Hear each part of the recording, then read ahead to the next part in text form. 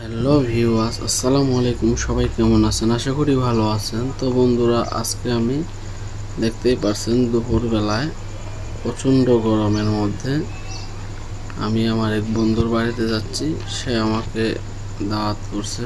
তো তেমন একটা বেশি দূরে না, বাড়িটা আমার বাড়ির পাশেই।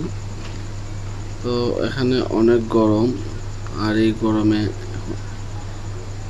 যাইতে ভালো লাগে না। তারপরেও না গেলেও সে হয়তো রাগ করবে, তার জন্য আমি আমার বন্ধুর সাথে দেখা করে আসবো।